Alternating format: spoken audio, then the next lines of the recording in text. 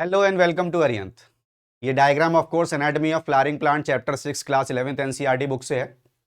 Diagram है लेंटिसिल का, और इसको लेंटिसिल क्यों कहते हैं हमको ये भी समझना है। बट उससे पहले ये समझ लीजिए कि नीट में इस डायग्राम पर बेस्ड क्वेश्चंस आते हैं। ठीक है, होता क्या है कि ये जो कॉर्क कैम्बियम आप देख रहे हैं, आप सब जानते हैं it is also called phellogen. ठीक है, तो ये क्या करता है कि जो क्लोजली अरेंज पैरेन्काइमेटस सेल्स हैं, ये कॉम्प्लीमेंट्री सेल्स के नाम से, इनको ये कट ऑफ करना शुरू कर देता है towards the outer side instead of cork cells. जब ये पैरेन्काइमा सेल्स कट ऑफ होती हैं, बाहर जाने लगती हैं, what they do, they rupture the epidermis. इन्होंने एपिडर्मिस को रप्चर कर दिया, यहां से आप देख रहे हैं, और एपिडर्मिस के रप्चर होने से एक लेंस शेप स्ट्रक्चर बन रहा है। कैसा शेप है इसका? लेंस शेप्ड, इसीलिए इसका नाम है lenticel, because it is lens shaped. और इसका फंक्शन क्या है? इसका फंक्शन है कि ये आउटर एटमॉस्फेयर और प्लांट के जो टिश्यू हैं इनके बीच में एक्सचेंज ऑफ गैसेस में हेल्प करता है, and of course transpiration also.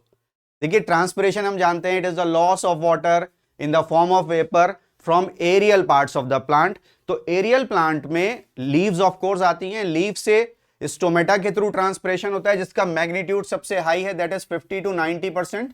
तो हम बोलते हैं कि स्टोमेटल ट्रांसपिरेशन का मैग्नीट्यूड मैक्सिमम है।